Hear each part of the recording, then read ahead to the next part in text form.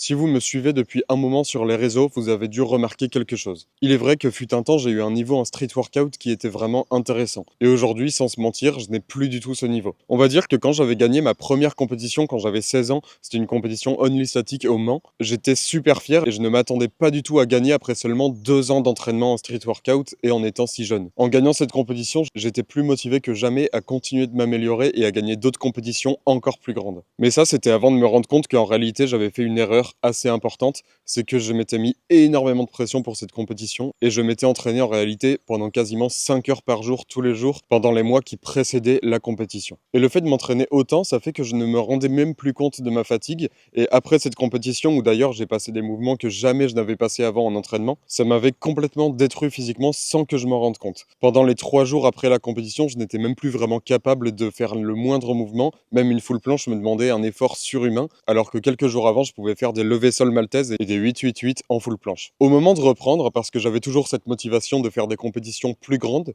il s'est passé quelque chose dans mon cerveau que je n'arrive pas vraiment à expliquer, c'est que la motivation a complètement disparu du jour au lendemain en me disant que de toute façon j'avais gagné. Et je pense vraiment que si j'avais perdu cette compétition, j'aurais continué. Dès le lendemain, je me serais entraîné pour la gagner. Et en fait, j'ai vu ça peut-être comme une fin en soi, même si je voulais faire encore plus de choses.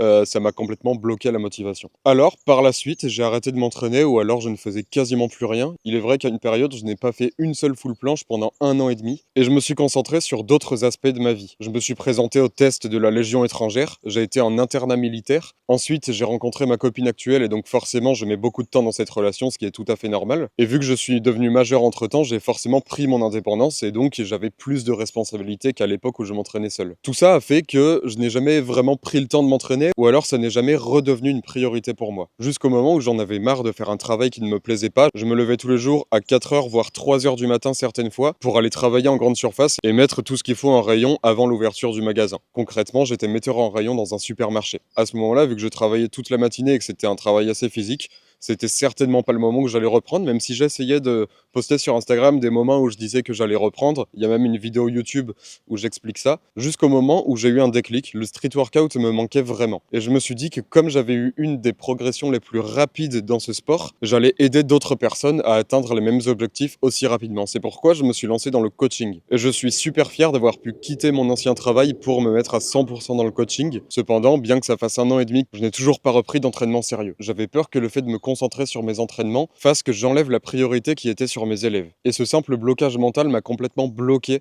à reprendre des entraînements sérieux. Alors qu'aujourd'hui, en ayant réfléchi, je suis persuadé que le fait d'avoir un meilleur niveau, ça me permettra d'encore améliorer mes connaissances pour aider encore plus. Cette vidéo est assez spéciale à faire pour moi, parce que je n'ai jamais vraiment parlé de ce qui se passait depuis plusieurs années, et pourquoi je ne reprenais pas sérieusement les entraînements, alors que plusieurs fois sur les réseaux, je disais que j'allais reprendre. Mais la vérité, c'est que j'avais simplement des blocages. Je n'arrivais pas à vraiment m'y remettre, parce que j'avais peur d'enlever la priorité que je mettais sur mes élèves, ou alors dans d'autres aspects de ma vie. Mais aujourd'hui, je me rends compte que le fait de pratiquer ce sport, ça peut être que bénéfique pour tout le monde, que ce soit pour mes élèves, que ce soit pour moi, que ce soit évidemment pour ma santé et pour ma satisfaction personnelle. Alors cette fois, maintenant que j'ai pu me décharger et vous expliquer réellement ce qui se passe, je sais que je vais reprendre et je vais même vous faire des vidéos YouTube et des réels Insta de mes entraînements, comme je le faisais à l'époque où je postais des stories tout le temps. Je m'entraînais de nuit, je m'entraînais n'importe quand parce que ça me plaisait beaucoup trop. Je dis pas forcément que je vais encore passer des nuits blanches à m'entraîner, mais je vais faire ce qu'il faut pour récupérer un bon niveau et vraiment m'épanouir dans ce sport. Avant de commencer la calisthénie, j'avais de graves problèmes d'épaule.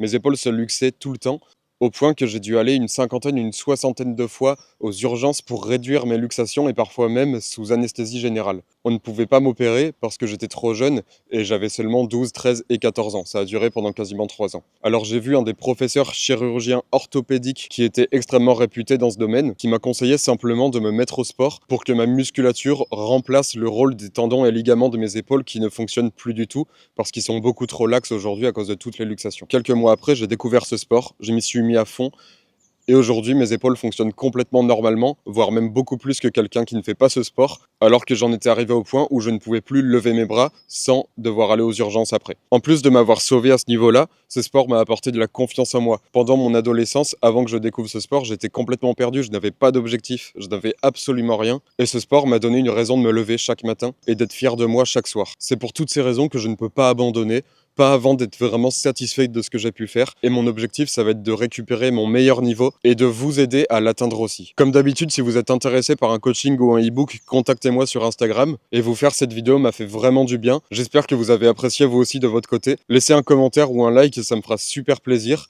Et sur ce, entraînez-vous bien. Ciao.